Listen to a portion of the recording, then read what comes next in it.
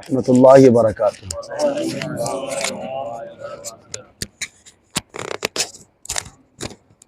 اس سے پہلے آپ نے اس بات پر گفتگو سنی کہ دین بڑا آسان ہے، دین بڑا آسان ہے۔ آج جو اپنی گفتگو رہے گی وہ ہے حلال روزی کمانا اور اس کی فضیلت۔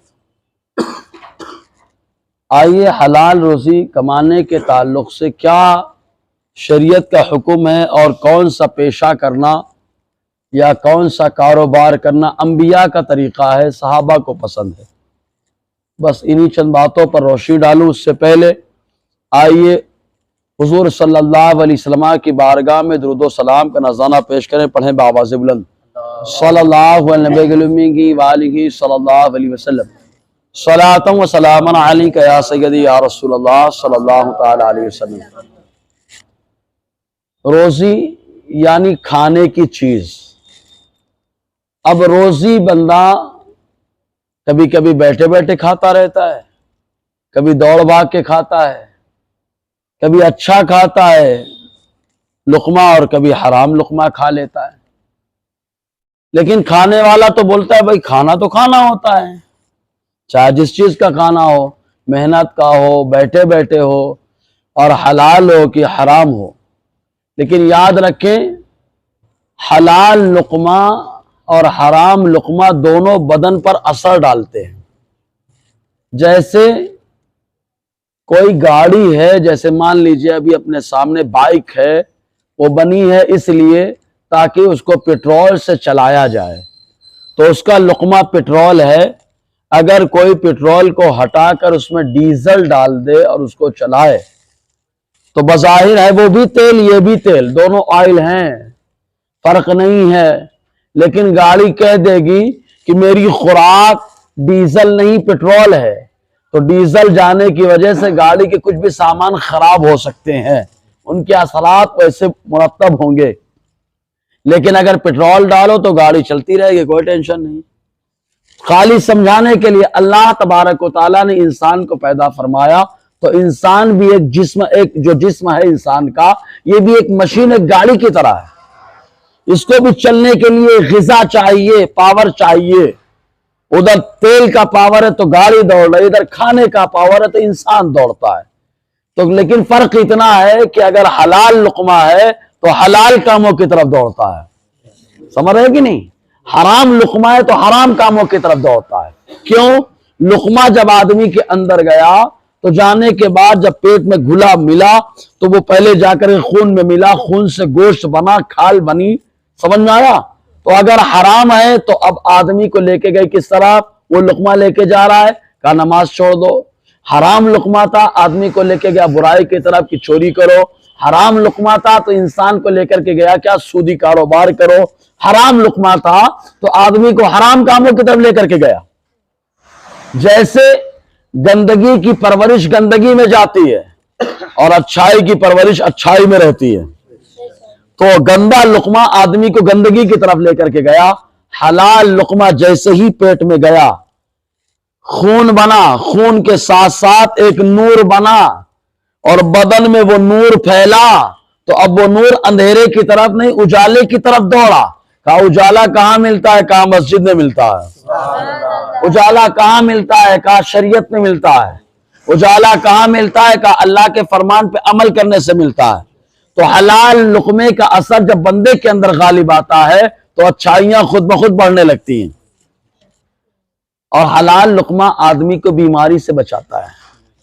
حرام لقمہ آدمی جب کھاتا ہے تو بیماریاں ہوتی ہیں، کہیں اٹیک کی بیماری کا معاملہ ہے، کبھی دل کا دورہ پڑ رہا ہے، کبھی بلڈ پریشر ہائی ہو گیا، اور کبھی شکر بڑھ گئی، کبھی یہ بیماری، کبھی وہ بیماری۔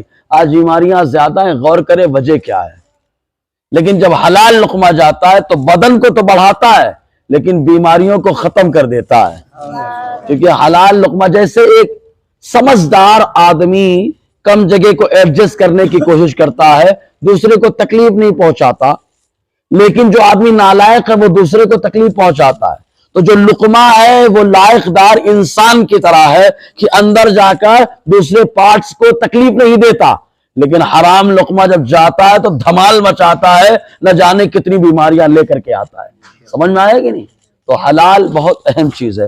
یہی وجہ ہے کہ حضور صلی اللہ علیہ وسلم نے ایک موقع پر ارشاد فرمایا، کسب الحلال فریضۃ بعد الفریضہ، یعنی اللہ تعالیٰ نے جو فرض رکھے، نماز، روزہ، ان تمام فرائض کے بعد حلال کمانا، حلال حاصل کرنا یہ فرض ہے۔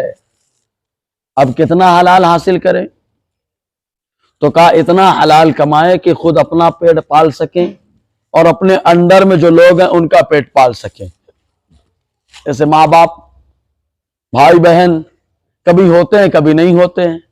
بھائی بالغ ہو گیا، اب وہ خود اپنا کمائے، بہن کی شادی ہو گئی، وہ شوہر کے انڈر میں گئی، ماں باپ اپنے انڈر میں، اپنے بچے اپنے انڈر میں، اپنی بیوی اپنے انڈر میں۔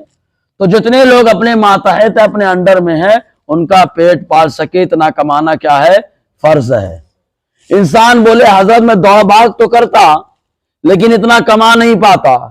میں بولتا ہوں محنت کرنا آپ کا کام ہے، روزی دینا اللہ کا کام ہے۔ حدیث پاک میں موجود ہے، حضور صلی اللہ علیہ وسلم نے ارشاد فرمایا، ابن ماجہ کی حدیث پاک، حضور فرماتے ہیں اگر تمہارا بھروسہ اللہ کی ذات پر ایسے ہو جائے جیسے پرندوں کا ہوتا ہے تو اللہ تعالیٰ تمہاری روزی تمہارے گھر پہنچا دے گا۔ کہا پرندوں کا بھروسہ کیسا ہوتا ہے؟ کہا اللہ کی ذات پر پرندوں کو اتنا مضبوط بھروسہ ہوتا ہے کہ سویرے جب گھونسلے سے نکلتے ہیں، صبح کا وقت ہوتا ہے، بھوکے نکلتے ہیں گھونسلے سے، لیکن شام میں جب واپس گھونسلے کی طرف آتے ہیں تو اللہ تعالیٰ انہیں شکم سیر واپس بھیجتا ہے، ان کا پیٹ بھرا ہوا ہوتا ہے۔ تو وہ اللہ کی ذات پہ توکل کر کے نکلتے ہیں، گئے تو بھوکے تھے، آئے تو اللہ تبارک و تعالیٰ نے شکم سیر فرما دیا ہے۔ سمجھے نا؟ تو روزی کا معاملہ ایسا ہے کہ بندہ خالی ہیلا لگائے اللہ روزی عطا فرماتا ہے۔ ایک صحابی ہیں حضرت ابو ہریرہ رضی اللہ تعالیٰ عنہ بیان فرماتے ہیں کہ وہ صحابی اپنے گھر آئے، جیسے ہی گھر میں پہنچے تو اہلیہ محترمہ سے کہا کچھ ہے؟ تو انہوں نے کہا کچھ نہیں ہے۔ تو روزی کی تلاش میں گھر سے باہر نکل گئے۔ ان کی اہلیہ کی غیرت کو گوارا نہ ہوا، انہوں نے چولہا جلایا، تنور۔ اب آج کے دور میں چولہا گیس، اور اس ٹائم پہ لکڑیاں جھونکنا، آگ لگانا، کوئی ماچس بھی نہیں تھی، وہ چکماک پتھر کو رگڑ کے آگ لگانا۔ چولہا جلایا، چولہا جلانے کے بعد ایک ہانڈی اس پر رکھ دی اور ایک پیالہ رکھ دیا، اور اتنے میں ان کے شوہر واپس آئے۔ جیسے ہی آئے اپنی اہلیہ سے پوچھا کہ کیا معاملہ ہے، تو ان کی اہلیہ نے پیالہ دیکھا تو وہ پہلے خالی تھا، ہانڈی خالی تھی، لیکن اب دیکھا تو پیالہ بھی بھرا ہے، ہانڈی بھی بھری ہے، پیالہ بھی بھرا ہے اور ہانڈی بھی بھری ہے۔ تو انہوں نے کہا تمہارے جانے کے بعد یہ نعمت ملی ہے۔ تو ان کے شوہر اٹھے، چکی کی طرف گئے اٹھانے کے لیے، اور آئے، اس کے بعد نوش کیا۔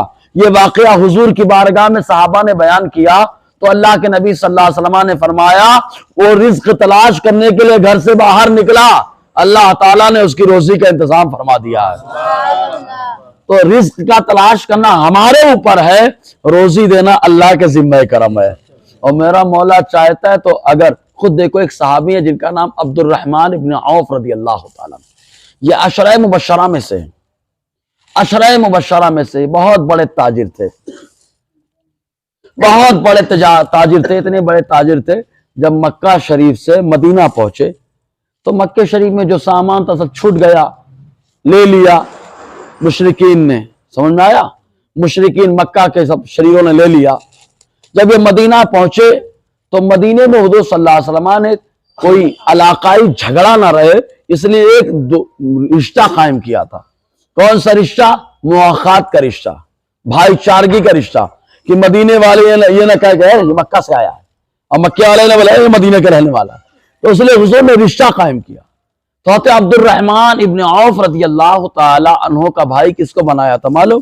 حضرت ربیعہ کو، سعد ابن ربیعہ رضی اللہ تعالی عنہ، سب کو بھائی بنایا، کسی کا بھائی ان کو بنایا، کسی کا بھائی ان کو بنایا۔ یہاں پہ معلوم ہے نا حضرت علی کو حضور چھوڑ دیے، کسی کا بھائی نہیں بنایا تو حضرت علی رونے لگے، محرم میں سنا ہے، حضرت علی رونے لگے، حضور کے پاس گئے اور کہا کہ سب کو بھائی آپ نے بنا دیا، ایک مکے کا ایک مدینے کا، دونوں کا بھائی، ایک مکے کا ایک مدینے کا، دونوں کو بھائی بنا دیا، ہم کو کسی کا بھائی نہیں بنایا۔ تو حضور کیا فرماتے معلوم؟ انت اخی وانا اخوک لا يدعی من بعدک الا کذاب مفتری، اے علی تم میرے بھائی میں تمہارا بھائی، علی تم میرے بھائی میں تمہارا بھائی، اور اس کا دعویٰ تمہارے بعد جو کرے گا وہ جھوٹا ہوگا۔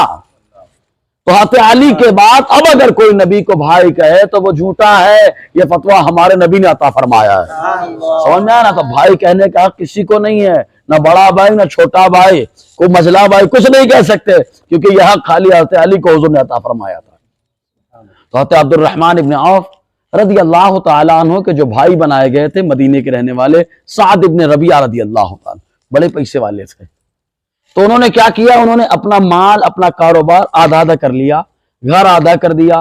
کرنے کے بعد اپنے جو بھائی بنائے گئے تھے، حضرت عبد الرحمن ابن عوف عشرہ مبشرہ میں سے، جن 10 صحابہ کو حضور نے ایک ساتھ جنت کی بشارت دی، ان میں حضرت عبد الرحمن ابن عوف بھی ہیں۔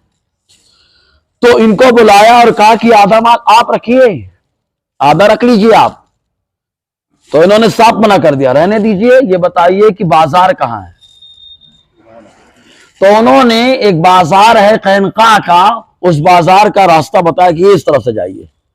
حضرت عبد الرحمن ابن عوف نے کچھ مال نہیں لیا بھائی کا، بازار میں گئے، کاروبار کیا، اللہ تبارک و تعالیٰ نے زبردست دولت آپ کو عطا فرمائی، اتنی دولت عطا فرمائی، اتنی دولت عطا فرمائی، اتنی دولت عطا فرمائی کہ ایک بار آقا علیہ السلام نے فرمایا اے عبد الرحمن اپنا آدھا مال گھر والوں کو دو، آدھا مال اللہ کی راہ میں دے دو۔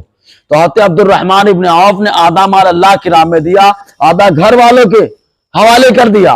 اس کے باوجود اللہ تبارک و تعالیٰ نے غضب کی دولت آپ کو عطا فرمائی تھی۔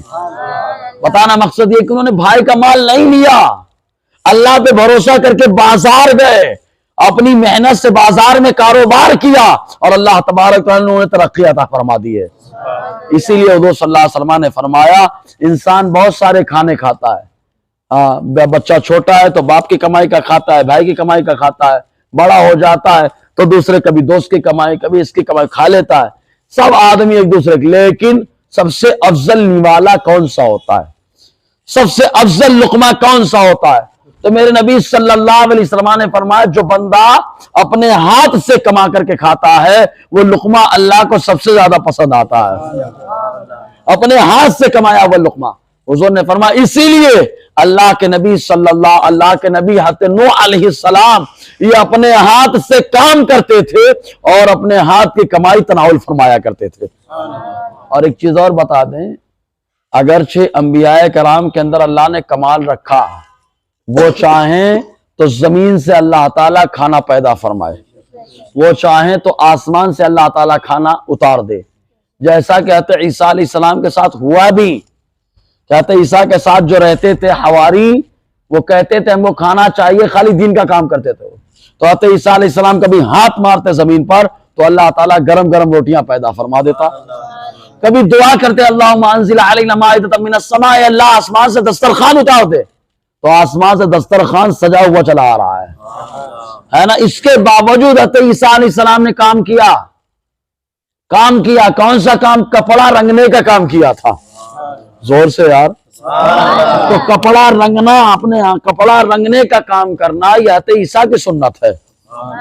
کیا ہوا تھا معلوم؟ حضرت عیسیٰ علیہ السلام کی والدہ حضرت مریم رضی اللہ تعالی عنہا، انہوں نے حضرت عیسیٰ علیہ السلام کو، عمر کم ہے، اور ایک رنگریز رنگالی کے پاس جو کپڑا رنگتا ہے اس کے پاس دے دیا اور کہا کہ میرے بیٹے کو کام سکھائیے۔ آپ چھوڑ کر کے چلی گئی۔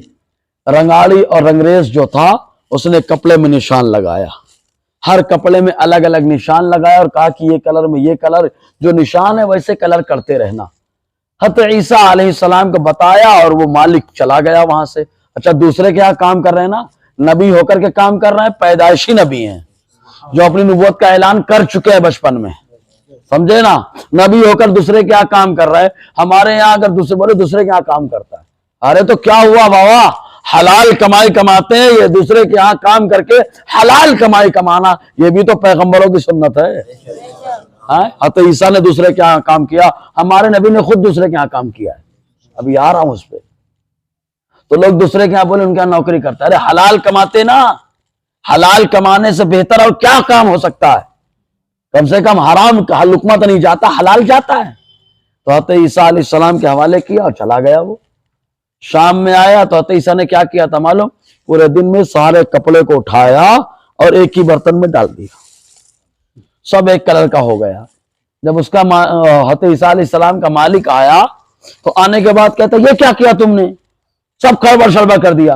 حضرت عیسیٰ علیہ السلام نے فرمایا ٹھہرو. اس کو روکا اور کپڑا نکالنا شروع کر دیا. جس کپڑے میں جو کلر کا نشان تھا آپ نکالتے تو اسی کلر کا اس کے اوپر رنگ چڑھا تھا. جب اتنا دیکھا تو سب سے پہلے وہ دکان کا مالک حضرت عیسیٰ علیہ السلام پر ایمان لایا. پھر وہیں پہ کچھ مچھلی پکڑنے والے تھے وہ ایمان لائے عیسیٰ علیہ السلام پر, اور ایسا ایمان لائے کہ ان کو حواری کہا گیا. تو حضرت عیسیٰ علیہ السلام نے خود کپڑا رنگنے کا کام کیا. اور اچھا بات چلیے دوسرے کے یہاں کام کرنے کے تعلق سے, تو یاد رکھو ہمارے نبی نے دوسرے کے یہاں کام کیا ہے. کہا کیسے کیا؟ حضور صلی اللہ علیہ وسلم نے دوسرے کے یہاں کیسے کام کیا؟ آقا علیہ السلام نے دوسروں کی بکریاں چرائیں. ایک موقع پہ حضور صلی اللہ علیہ وسلم انبیاء کرام کی تجارت اور کاروبار اور کھانے کے تعلق سے ذکر فرما رہے تھے. تو کرتے کرتے آقا علیہ السلام نے فرمایا میں نے بھی مکے والوں کی بکریاں چرائی ہیں. مکے والوں کی بکریاں, میرے نبی کو بکری چرانے کی کیا ضرورت ہے یار؟ آقا بیٹھ جائیں, بکریاں زیارت کو آتی ہیں. صحیح ہے نا؟ بکریاں ہی کیا, درخت چلے آتے ہیں, درندے چلے آتے ہیں. اپنے مولا کی ہے بس شان عظیم, جانور بھی کرے جن کی تعظیم. اور آقا اپنے مولا کی ہے بس شان عظیم, جانور بھی کرے جن کی تعظیم. سنگ کرتے ہیں ادب سے تسلیم, پیڑ سجدے میں گرا کرتے ہیں. حضور صلی اللہ علیہ وسلم کی شان ہمارے. تو آقا کو چرانے کی ضرورت نہیں, حضور بیٹھ جائے, بکریاں یوں ہی چرنے لگے اور حضور کی زیارت کرنے لگے. لیکن مصطفیٰ جان رحمت نے یہی بتایا ایک وہ دور آئے گا کہ دوسرے کے یہاں کام کرنے کو معیوب سمجھا جائے گا, لیکن چوری کو لوگ برا نہیں سمجھیں گے, سود کے کاروبار کو لوگ برا نہیں سمجھیں گے. ایسے موقع پہ آقا نے بتایا چوری چماری کو ختم کرنا, سود ساد کو ختم کرنا اور حلال روزی کمانے کے لیے دوسرے کے یہاں کام کرنا, یہ تمہارے نبی کی سنت کریمہ ہے, یہ بھی آقا کی سنت ہے. حضور نے دوسرے کے یہاں کام کر کے بتایا. خود صحابہ کرام نے, کئی صحابہ نے کام کیا. حضرت علی, سبحان اللہ, حضرت علی جو مولائے کائنات ہیں, انہوں نے خود دوسرے کے یہاں کام کیا ہے. ایک موقع آیا حضرت علی کرم اللہ تعالی وجہ الکریم کے ہاتھ میں ڈھٹے لگے ہوئے تھے. ڈھٹے سمجھتے ہیں, چھالے پڑ جاتے ہیں, ہاں گٹھے پڑ گئے, ایک دم نشان پڑ گئے. حضرت امام مجاہد فرماتے ہیں حضرت علی امامہ سفید باندھ کر کے میرے پاس آئے تو میں نے ان گھٹے کے بارے میں پوچھا یہ کیسے پڑ گئے, کیسے پڑ گئے یہ گھٹے؟ تو حضرت علی کرم اللہ وجہ الکریم فرماتے ہیں کہ میں اتنا بھوکا ہو گیا کہ عبادت میں من نہیں لگ رہا تھا. بھوکا آدمی عبادت صحیح سے نہیں کر پاتا ہے, اور حلال کھانا بھی اسی لیے کہ کھاؤ تاکہ عبادت کرو جم کر, سمجھے گی نہیں؟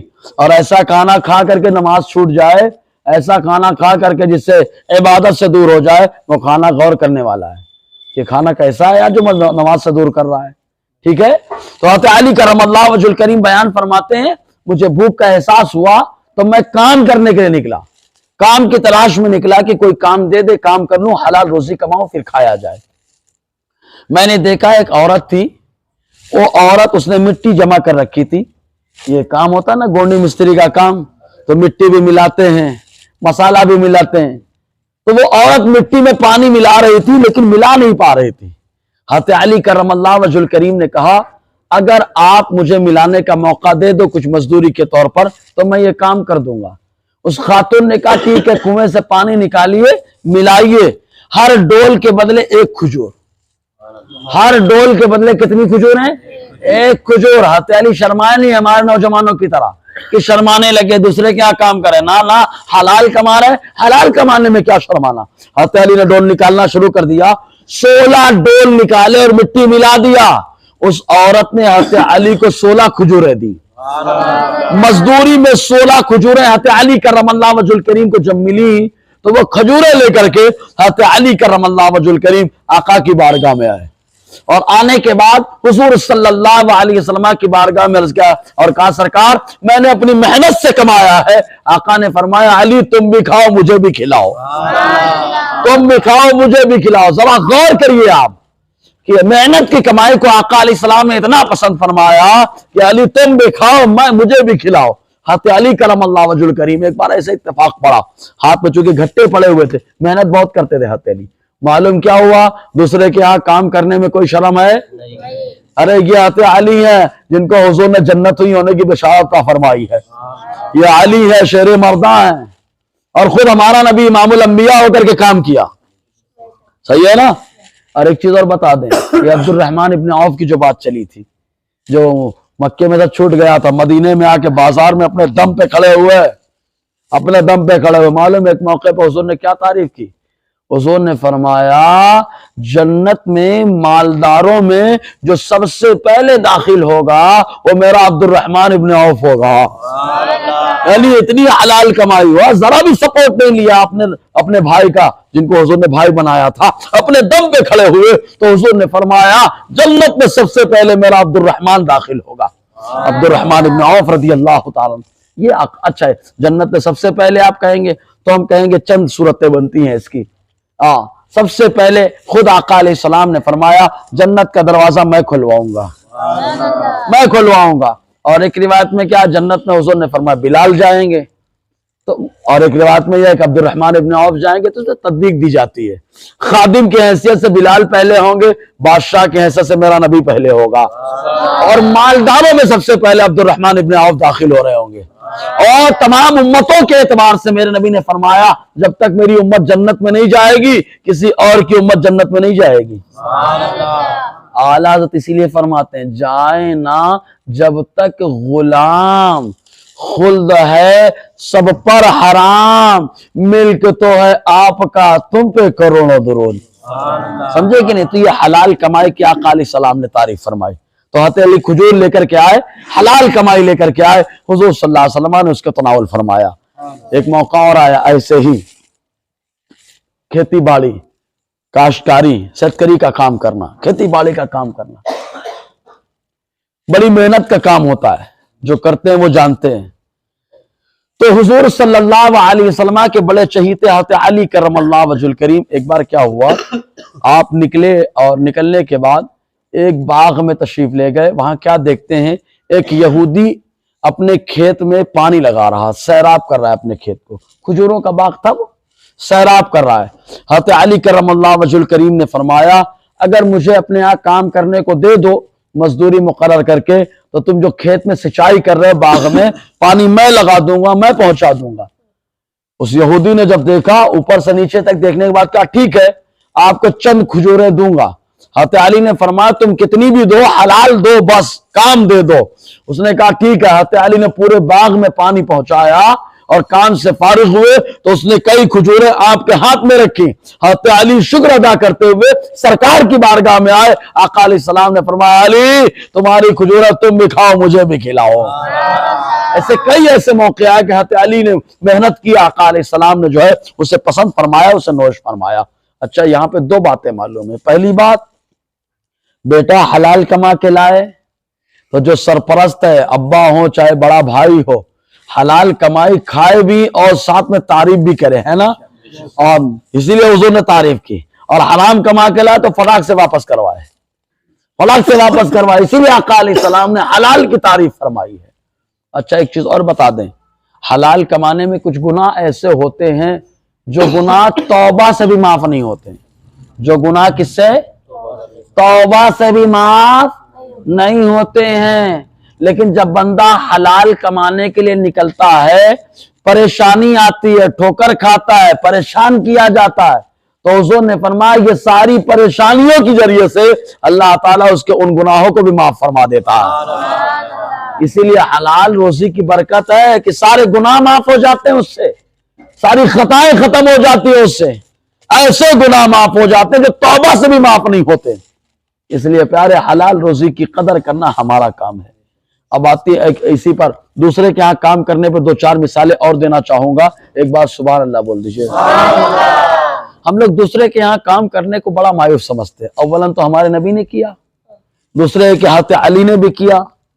ابھی ایک اور صحابی ہیں جن کا نام کیا ہے معلوم ہے؟ سلمان فارسی. سبحان اللہ. سلمان فارسی یہ فارس اور ایران کے رہنے والے تھے, بہت بڑے چودھری گھرانے کے تھے آپ, اکلوتے تھے اپنے والد کے. بہرحال حضور کی محبت میں فارس سے چلے, لوگوں نے خریدا بیچا خریدا بیچا خریدا بیچا. عرب شریف میں جب پہنچے ہیں تو ایک یہودی نے اپنا غلام بنا لیا تھا. آپ کو ایک یہودی کے یہاں کام کرتے تھے, ایک یہودی کے یہاں کام کرتے تھے. کھجور پہ چڑھے ہوئے کھجوریں توڑ رہے تھے. اس کا بھائی آیا یہودی کا, اور آنے کے بعد کہتا ہے یار نبی آخر الزماں جو آنے والے تھے وہ تو مدینہ آ چکے ہیں. حضرت سلمان فارسی کہتے میں کھجوریں توڑ رہا تھا, میں نے سنا میرے پاؤں پہ کپکپاہٹ طاری ہو گئی, میں فوراً نیچے اترا اور اس کے بھائی سے پوچھا, اپنے مالک کے بھائی سے, کہ کس کی بات کر رہے ہو؟ تو حضرت سلمان فارسی کہتے جیسے ہی پوچھا اس نے زوردار چاٹا مجھے مارا, زوردار چاٹا مارا. فرماتے لیکن میں نے سن رکھا تھا, میں نے سن رکھا تھا کہ جو آخری نبی ہوں گے ان کی 3 نشانیاں ہیں. صدقہ نہیں کھائیں گے, تحفہ کھائیں گے, اور ان کے کندھوں کے بیچ میں نبوت کا نشان ہوگا, مہر نبوت ہوگی.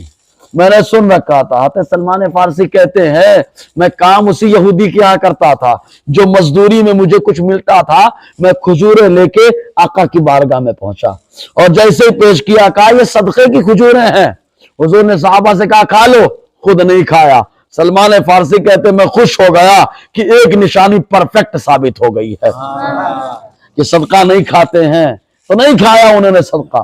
کہتے ہیں پھر میں نے کچھ جمع کیا, جو مجھے مزدوری ملتی رہی, یہودی کے ہاں کام کرتا رہا, مزدوری ملتی رہی, اسی مزدوری سے میں نے کچھ کھجوریں خریدی, اور خریدنے کے بعد پھر لے کر کے گیا اور کہا یہ تحفے اور ہدیے کی کھجوریں ہیں. آقا نے صحابہ سے فرمایا آؤ میرے ساتھ مل کر کے کھجوریں کھا لو. حضور نے خود کھایا, صحابہ کو بھی کھلایا. تو انہوں حضرت سلمان کہتے ہیں میں خوش ہو گیا کہ 2 نشانیاں صادق آ گئیں, صدقہ نہیں کھاتے, تحفہ کھاتے ہیں. حضرت سلمان فارسی کہتے ہیں میں سامنے سے پیچھے کی طرف چلا کہ مہر نبوت دیکھوں, نبوت کا نشان دیکھوں, تو چادر میں حضور نے ڈھک رکھا تھا. جیسے ہی ادھر چلا فوراً چادر نیچے ڈال دیا حضور نے. جیسے ہی چادر ڈالا میں نے چوما, کلمہ پڑھ کے مشرف اسلام ہو گیا.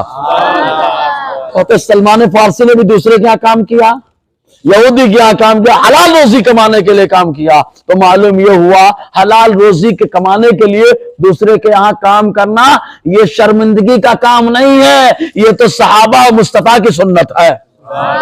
خالی میٹھا کھانا سنت ہم کو یاد ہے, نہ میٹھا جیسے کھانا سنت ہے ویسے حلال روزی کمانا اور اس کے لیے دوسرے کا کام کرنا پڑے تو یہ بھی سنت صحابہ ہے. سمجھے نا. ایسے ہی ایک بات اور, جب بات آتی ہے تو ہم لوگ حضرت بلال کی بات کرتے ہیں. سبحان اللہ. کس کی بات کرتے ہیں؟ حضرت بلال کی بات کرتے ہیں نا. حضرت بلال بھی تو دوسرے کے یہاں کام کیے.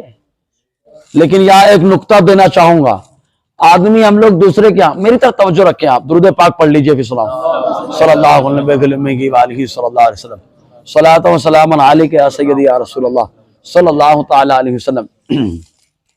حضرت بلال کس کے غلام تھے؟ امیہ کے.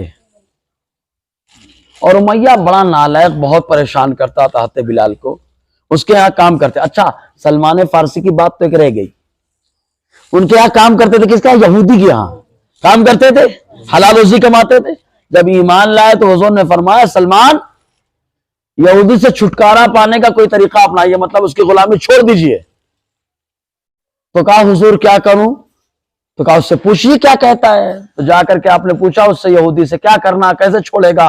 تو اس نے کہا 40 اوقیہ سونا دے دو میں تم کو چھوڑ دوں گا.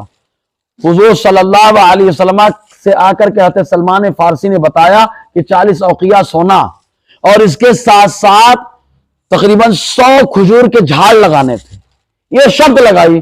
آقا علیہ السلام نے کھجوروں کے بارے میں طے کیا کہ خود تشریف لے گئے, اور وہ صلی اللہ علیہ وسلم نے اپنے ہاتھوں سے کھجوروں کے جھاڑ کو لگایا, اور جب لگایا تو جو مصطفیٰ نے لگایا اسی سال اللہ نے اتنا بڑا کر دیا کہ ان درختوں نے پھل دینا شروع کر دیا. لیکن ایک درخت سوکھا رہ گیا, آقا علیہ السلام کے ہاتھ سے نہیں لگا تھا, وہ ایک صحابی نے لگایا. हुजूर ने उसको भी पकड़ के खींचा और लगा दिया, लगाया, वो भी फल देना शुरू कर दिया। तो हुजूर ने सहाबा के लिए भी काम किया, समझ रहे कि नहीं? तो ये शर्माने की कोई बात नहीं कि आप दूसरे क्या काम करेंगे, लोग क्या सोचते हैं। बस ये देखो अल्हम्दुलिल्लाह, अल्लाह ने हमको हलाल कमाने का जज्बा अता फरमाया। हम हलाल कमाएंगे, क्यों? इसलिए कि हलाल का लुकमा वो होता है कि जिसके अंदर जाता है उसके अंदर ईमान का नूर पैदा करता है। हलाल का लुकमा जिसके अंदर जाता है उसकी जबान से सच्चाई निकलती है। हलाल का लुकमा जिसके अंदर जाता है उसके अंदर से बीमारी को खत्म कर देता है। हलाल का लुकमा जाता है, बरकत वाला लुकमा होता है, समझ रहे कि नहीं आप? तो हज़रत बिलाल उमैया क्या काम करते थे, लेकिन हम लोग काम करते करते क्या है मालूम है, दूसरे के असरात कबूल करने लगते हैं। हजरत उसके यहाँ काम करता हूँ, नहीं मानूंगा तो ये हो जाएगा, नहीं मानूंगा तो वो हो जाएगा। हज़रत बिलाल ने कभी नहीं, ना ना ना ना, कलमा पढ़ लिया। उमैया ने कहा मेरे यहाँ काम करते हो, कलमा उनका पढ़ते हो, अब तो रेत पे रगड़वाऊंगा। हज़रत बिलाल ने कहा रेत पे रगड़वाओ, कुछ भी रगड़वाओ, काम तेरा करता हूँ लेकिन ईमान मुस्तफा पे रखता हूँ, ईमान मुस्तफा पे रखता हूँ, शरीयत पे रखता हूँ। तेरी बातें वही सुनूंगा जो शरअन जायज होंगी, हर बात नहीं सुनी जाएगी। तभी तो आका अलैहिस्सलाम ने हज़रत बिलाल को फरमाया गया, बिलाल कौन सा अमल करते हो कि तुमको मैंने तुम्हारे कदमों की आहट को जन्नत के अंदर अपने आगे आगे सुना है ना? तो बहुत सारे काम हज़रत बिलाल ने दूसरे के यहाँ काम किया, लेकिन दूसरे के असरात को कबूल नहीं किया।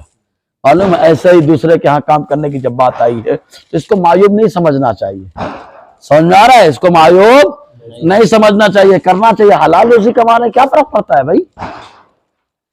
उतबा, अबू लहब का लड़का उतबा, उतैबा, शैबा वगैरह सब। तो उतबा और उतैबा अबू लहब के लड़के जब हुजूर सल्लल्लाहु अलैहि वसल्लम ताइफ गए थे लोगों को समझाने के लिए, ईमान की दावत देने के लिए, तो ताइफ वालों ने बहुत सख्त मुखालफत की।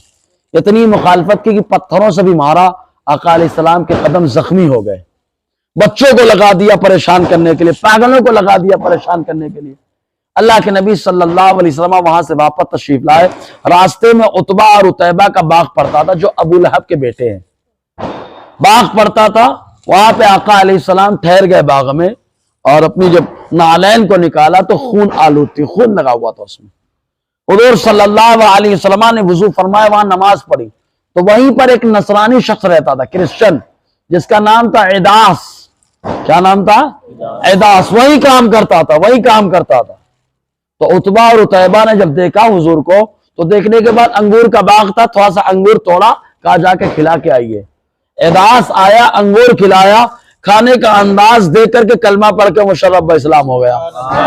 जब इसने कलमा पढ़ लिया तो उतबा उतैबा ने कहा मोहम्मद का जादू इस पर भी चढ़ गया। उन पागलों को ये नहीं मालूम, जादू नहीं चढ़ गया, मोहब्बत की, मुस्तफा की मोहब्बत का रंग चढ़ गया है। और ये रंग है, पागलों को जादू नजर आता है, दीवानों को मोहम्मद मुस्तफा सल्लल्लाहु अलैहि वसल्लम की मोहब्बत का रंग नजर आता है। समझो ना? बहरहाल तो कलमा पढ़ लिया, खिदमत की, और उसके बाद वहीं पे काम करते रहे दास रज़ियल्लाहु ताला। तो मालूम यह, वह दूसरे के यहाँ हलाल कमाने के लिए काम करना, ये हुजूर की भी सुन्नत है, सहाबा की भी सुन्नत है, इसको मायूब नहीं समझना चाहिए। अब कभी कभी काम करने के लिए बहुत सारे कारोबार लोग मायूस समझते हैं, बोले मिस्त्री का कारोबार करना, बोले अच्छी बात नहीं है, सही है कि नहीं? बोले मिस्त्री का काम, गोंडी का काम, अरे हलाल कमाने के लिए क्या फर्क पड़ता है? अरे देखो, मिस्त्री का काम करना और गोंडी मिस्त्री का काम करना ये अंबिया का तरीका रहा है। कहा कौन से नबी? कहा तो इब्राहिम और इस्माइल का तरीका रहा है। इन्होंने अल्लाह ताला का घर बनाया, खाने काबा में अपने हाथों से बनाया, और दुनिया वालों को बता दिया कि घर बनाने का काम करना ये इब्राहिम की सुन्नत है। जैसे हज को जाना इब्राहिम की सुन्नत, कुर्बानी करना इब्राहिम की सुन्नत, ये सारी सुन्नतें जैसे याद है, वैसे ये भी सुन्नत याद हो कि हलाल कमाने के लिए घर बनाने का काम करना, चाहे मिस्त्री गिरी करना हो और चाहे गोंडी गिरी करना हो, ये भी अंबिया की सुन्नत करीमा है ना? शर्माने का नहीं, हमको तो हर तरीका मिल रहा है। सबर है ना? हाथे इस्माइल पत्थर ला के दे रहे हैं, ईंट ला के दे रहे हैं, समझ में आया कि नहीं? ईंट ला के दे रहे हैं, तो इस्माइल लगा रहे हैं, हाथे इब्राहिम लगा रहे हैं ईंट। यही नहीं प्यारे, ये मिस्त्री और गोंडी का काम करना, बोले हजरत काम छूट गया, कारोबार खराब चल रहा, ये वो चल रहा। मैं बोलता हूं प्यारे, लॉकडाउन में क्या हुआ था? سب لوگ تھے لیکن اللہ کا کرم ہے کھانا کسی کا ڈاؤن نہیں تھا. لوگ سب تھے لیکن کھانا برابر ڈاؤن نہیں تھا. اللہ سب کو کھلا رہا تھا. کیوں؟ کیونکہ رزاق اللہ ہے، کاروبار نہیں ہے. کاروبار کرنا ہمارا کام ہے، روزی دینا اللہ کا کام ہے یار. اللہ تعالیٰ خود قرآن میں فرماتا ہے وَمَا مِن دَابَّةٍ إِلَّا عَلَى اللَّهِ رِزْقُهَا، زمین پر جتنے رینگنے والے ہیں سب کی روزی کا ذمہ اللہ کے ذمہ کرم ہے. اللہ نے اپنے ذمہ کرم لے لیا. اور خود کما لو، آپ خود کما لو، نہ کھا سکو تو کیا کر لو گے آپ؟ بہت سارے لوگ ہوتے ہیں پوری زندگی کماتے ہیں، حضرت ابھی کما لوں، کمانے کے بعد پھر بڑھاپے میں اللہ اللہ کروں گا. میں بولوں گا پیارے اللہ اللہ کریے، کمانا بھی کس لیے ہے؟ کہا حلال روزی اس لیے کما رہا ہوں تاکہ سکون سے عبادت کر سکوں. سمجھ میں آیا نا؟ کھا کیوں رہا؟ تاکہ عبادت کر سکوں. اور ایسا کھانا، ایسا کمانا جو دین سے دور لے کے جائے، وہ کمانا نہیں، وہ گمانا ہے، وہ بربادی کی طرف جانا ہے. سمجھ میں آیا؟ جی. تو انبیاء کرام کا طریقہ رہا. تو لاک ڈاؤن میں اللہ نے کرم کیا، لوگ خوب کھائے. تو اللہ تعالی نے کیا ذہن دیا بندے کو؟ بندے توکل میری ذات پہ تو کر، محنت تو کر، ذریعہ تو لگا، روزی میں تجھے عطا کروں گا، روزی میں تجھے عطا کروں گا. اور میرا رب جب دینے پہ آتا ہے نا تو ان اللہ یرزق من یشاء بغیر حساب، جب اللہ دیتا ہے تو بے حساب عطا فرماتا ہے، بے حساب عطا فرماتا ہے. آقا علیہ السلام نے خود جو ہے نا مستری گیری کا کام کیا. آقا نے خود اینٹیں اٹھا اٹھا کر کے دی ہیں.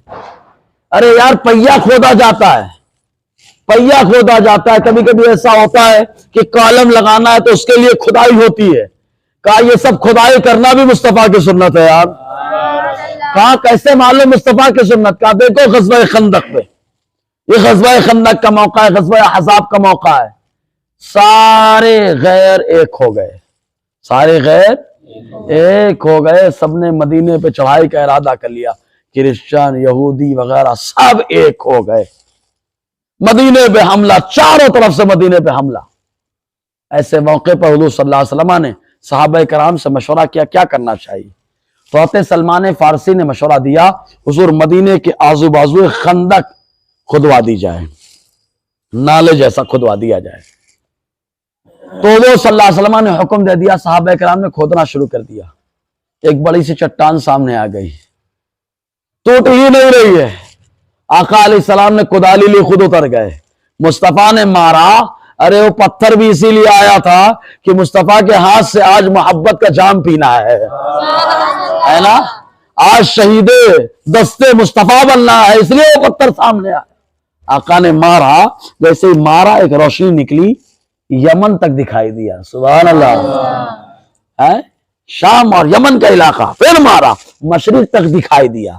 پھر مارا، مغرب تک دکھائی دیا. ایسی روشنی نکل رہی تین تین بار. صحابہ نے پوچھا حضور روشنی میں کیا ہے؟ کہا مغرب و مشرق اور یمن و شام دکھائے گئے. کیوں؟ یہ بتانے کے لیے کہ میرے مولا نے بتایا محبوب یہ سب علاقہ آپ کی حکومت کے زیر اثر رہے گا. اور صحابہ نے یہ نہیں کہا کہ چاروں طرف سے حملہ ہو رہا ہے، یہ سب باتیں کرنے کی وقت ہے، یہ بڑی بڑی ڈینگ ماننے کا وقت ہے. صحابہ کو معلوم ہے وقت کیسا بھی ہو مصطفیٰ کہتے ہیں ویسا ہو کے رہتا ہے. تو حضور نے پہیا کھودا، خندق کھودی، تو معلوم یہ ہوا کہ پہیے کی کھدائی وغیرہ کرنے کا کام کرنا بھی حضور کی سنت ہے نا یار، ہے نا؟ تو مستری گیری کرنا بھی حضور کی سنت. اور آپ کہیں حضور کی کیسے سنت ہے؟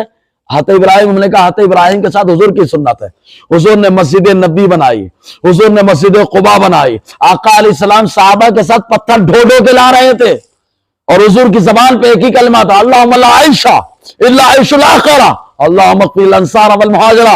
اے اللہ زندگی تو آخرت کی زندگی ہے، میرے انصار اور مہاجر سب کے گناہوں کو معاف فرما دے. حضور پتھر لے کے آئے. کھدائی کرنا گھر بنانے کے لیے یہ بھی سرکار کی سنت ہے. اینٹ لانا یہ بھی سرکار کی سنت ہے. اور اینٹوں کا رکھنا گھر بنانے کے لیے یہ بھی سرکار کی سنت ہے. تو اگر یہ کام پڑے، ضرورت پڑ جائے تو شرمانے کا نہیں. میں اتنا پڑھا لکھا، میں اتنا پڑھا، اتنا آگے پڑھ کے آیا، وہاں سے پڑھ کے آیا، یہاں سے پڑھ کے آیا، یہ کام کروں. میں کہتا ہوں پیارے حلال روزی کما رہے ہو آپ، شرمانے کا نہیں. ورنہ میرا نبی تو اللہ کے پاس سے پڑھ کے آیا ہے، اور جو اللہ کے پاس سے پڑھ کے آیا وہ یہ سب کام کر رہا ہے. کیوں کر رہا ہے؟ کہا میرے پاس ڈگری ہے. کہا مصطفیٰ کے پاس جیسی ڈگری ہے کسی کے پاس نہیں ہے. ایسی ڈگری کسی کے پاس ہے، لیکن حضور نے کر کے بتایا، کیوں؟ اپنی امت کو تعلیم دینے کے لیے حلال روزی کمانے میں شرمانا لائی، یہ تمہارے نبی کی سنت کریمہ ہے۔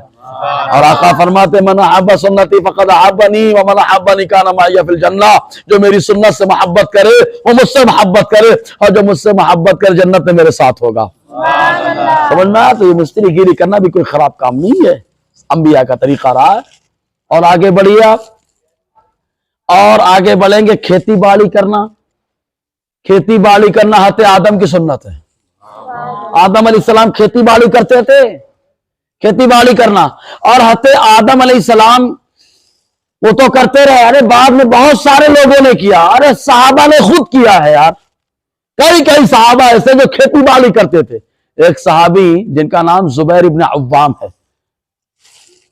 یہ حضور صلی اللہ علیہ وسلم کے پھوپھی حضرت صفیہ کے بیٹے ہیں۔ ان کی شان یہ ہے کہ جب بدر کے میدان میں آئے تھے، انہوں نے پیلا امامہ باندھا تھا، تو اللہ تعالیٰ نے کچھ فرشتوں کو حکم دیا کہ میرے زبیر نے پیلا امامہ باندھا ہے، تم لوگ بھی بدر میں جاؤ تو پیلا امامہ باندھ کر کے جاؤ۔ سمجھے نا کتنے مقبول ہے۔ ان کے بیٹے حضرت عروہ حضرت عبداللہ فرماتے ہیں کہ میرے والد کی زمینیں مصر میں تھی، میرے والد کی زمینیں شام میں تھی، میرے والد کی زمین عرب کی دھرتی میں تھی، اور میرے والد ان زمینوں میں کھیتی کرتے تھے اور ان کے کئی باغات تھے۔ اب اندازہ لگائیے صحابہ کرام خود کھیتی باڑی کیا کرتے تھے، سبحان اللہ۔ تو کھیتی باڑی کا کام کرنا شرم کا کام نہیں ہے۔ اور ایک چیز اور بتائیں، مدینہ طیبہ میں خالی ایک ہی مذبح تھا، ایک ہی مذبح تھا جہاں جانور ذبح ہوتا تھا، اور وہ مذبح کس کا تھا؟ حضرت زبیر ابن عوام کا۔ وہ اکیلے گوشت بیچا کرتے تھے، صحابہ کرام انہی سے گوشت لے کے تناول کیا کرتے تھے، سبحان اللہ۔ تو گوشت لا کر کے بیچنا حلال طریقے سے، یہ بھی صحابہ کی سنت ہے یار، صحابہ کی سنت ہے۔ آپ بولا حضرت سبزی بھاجی یہ سب بیچنا کیا ہے؟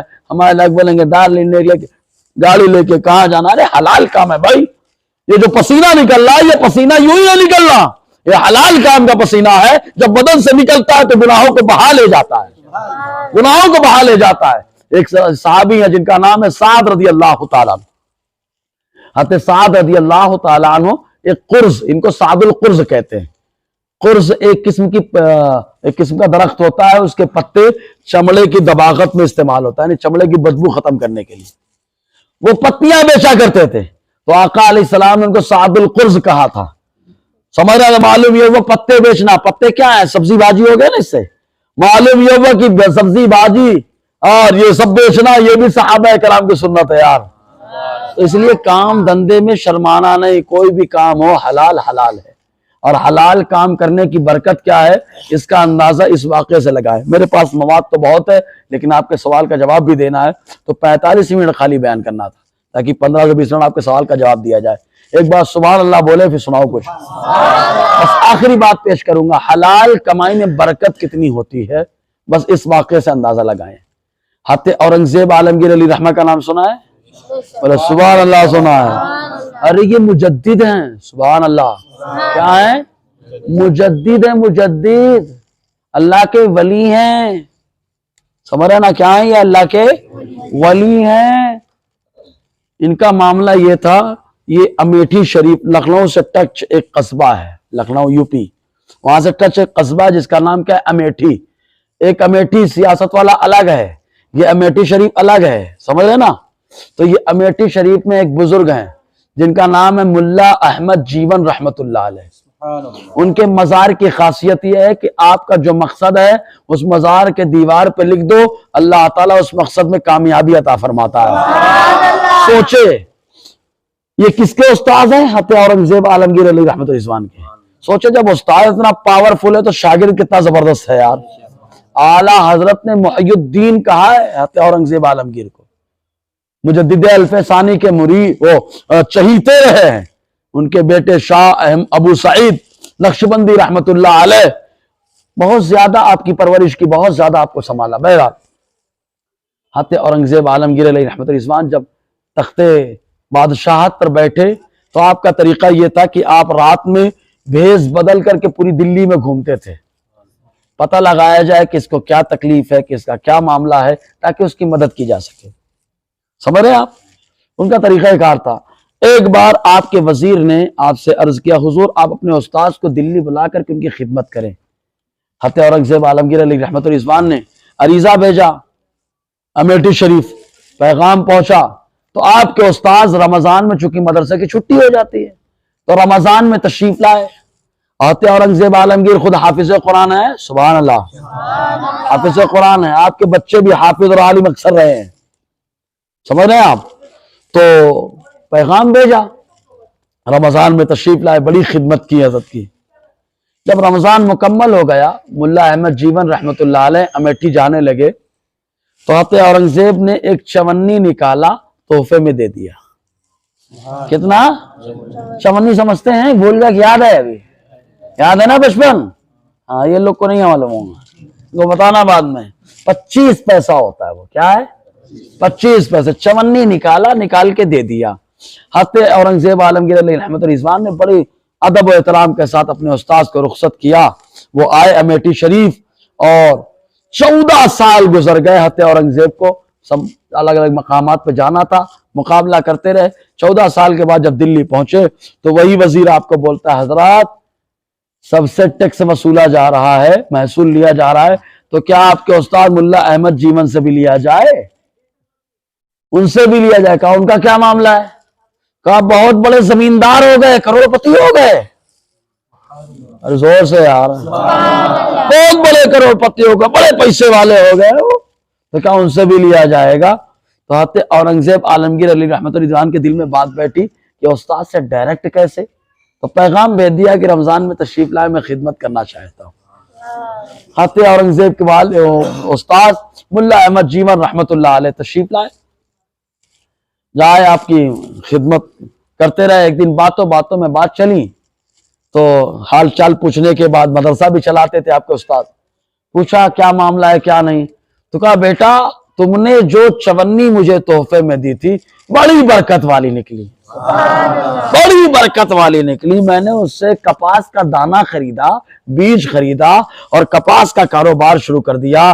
اللہ تعالیٰ نے ان چند سالوں میں مجھے کروڑ پتی بنا دیا ہے، بڑا پیسے والا بنا دیا، بڑا پیسے والا بنا دیا ہے۔ تو کہا حضور آپ جانتے یہ چونی کیسے آئی ہے میرے پاس؟ استاذ کو بتانا ہے، اس لیے اپنے فوراً ایک شخص کو، ایل جی کو بھیجا، قاصد کو بھیجا کہ جاؤ چاندنی چوک میں فلاں غیر مسلم بنیا ہے جس کا نام اتم سنگھ تھا، کہا اس کو بولو رجسٹر لے کر کے آئے۔ آیا، آنے کے بعد اس سے کہا فلاں دن فلاں تاریخ فلاں ٹائم اس دن کا حساب بتاؤ۔ پڑھتا رہا سب حساب، آگے جا کر کے رک گیا۔ آگے جا کر کے رکا تو خالی اس میں لکھا تھا کہ ایک مزدور کو چونی دی گئی۔ کون سا مزدور ہے، کیا مزدور ہے، بتا ہی نہیں پا رہا تھا۔ بڑی معافی تلافی کی۔ اس کے بعد اورنگزیب عالمگیر علیہ رحمہ نے فرمایا کیا معاملہ کیا ہوا تھا؟ تو اس نے بتایا حضور اس کا بیک گراؤنڈ کچھ اس طرح بنا کہ میں ایک دن رات میں خوب موسلادھار بارش ہو رہی تھی، میری چھت چو رہی تھی، میں پریشان تھا، لالٹین لے کے کام کر رہا تھا، تو میں نے چاہا باہر نکل کے دیکھا کہ کوئی ملے تو اس کو کام پہ لگا دیا جائے، میرا سپورٹ ہو جائے، پانی چونا بند ہو جائے۔ میں باہر نکل کے دیکھا تو ایک نوجوان کھڑا ہوا تھا، کام مانگ رہا تھا۔ میں نے اس کو بلایا اور اس نے میرا ہاتھ بٹایا، ایک دم فجر سے تھوڑا پہلے تک کام کیا اور اس کے بعد اجازت لے کے جانے لگا۔ تو میں نے مزدوری کے طور پہ دینا چاہا لیکن میرے جیب میں خالی چونی تھی، میں نے نکال کے دے دیا اور میں نے کہا باقی کی چونی کل آ کر کے لینا، لیکن وہ نوجوان آج تک لینے کے لیے نہیں آیا۔ میں نے بتایا پورا، اور بتانے کے بعد حضرت اورنگزیب نے اشارہ کیا جائیے۔ وہ چلا گیا تو آپ نے اپنے استاذ ذی وقار سے عرض کیا حضور وہ نوجوان جو کام کرنے کے لیے، مزدوری کرنے کے لیے گیا تھا وہ کوئی اور نہ تھا، وہ آپ کا شاگرد اورنگزیب تھا۔ تو میں نے جو محنت کی چونی کمائی تھی وہ چونی محنت کی میری تھی، میں نے آپ کی بارگاہ میں تحفے میں پیش کر دیا اور اللہ تعالیٰ نے اتنی برکت عطا فرمائی۔ یہ حلال کی کمائی۔ آپ ذرا سوچیں حلال کی کمائی آدمی کو کتنی ترقی دلاتی ہے۔ اسی لیے کہتے ہیں حلال کا کام کرنا ہمارے ذمہ ہے اور روزی میں برکت دینا اللہ کے ذمہ کرم ہے۔ بس روزی میں اندازہ اس سے لگانا آپ کہ میرا کام پرفیکٹ چل رہا ہے کہ غلط چل رہا ہے۔ اگر آپ کی روزی سے نمازوں کی پابندی ہو رہی ہے، اگر آپ کی روزی سے مسجدوں کا ماحول آپ سے بن رہا ہے، آپ کے بچے آ رہے ہیں، نیک بن رہے ہیں، تو سمجھ لینا آپ کی حلال روزی اللہ کی بارگاہ میں مقبول ہے نا؟ تو اس کا نتیجہ ڈائریکٹ نماز سے اندازہ لگانا، نیکیوں سے اندازہ لگانا، ٹھیک ہے؟ بہرحال بہت ساری باتیں تھی پیش کرنے کی، پھر بھی اللہ تعالیٰ یہ جو چند باتیں پیش کی گئیں اپنی حبیب کے صدقے قبول فرمائے۔ دوران گفتگو غیر شرعی کلمات نکلے ہوں تو میں توبہ کرتا ہوں، استغفر اللہ رب العزت واتوب الیہ، اشہد ان لا الہ الا اللہ واشہد ان محمدا عبدہ ورسولہ۔ اور بھی بہت ساری باتیں تھیں اس تعلق سے، انشاءاللہ کبھی موقع رہا تو بتائیں گے۔ ابھی کوئی سوال ہو تو کر سکتے ہیں۔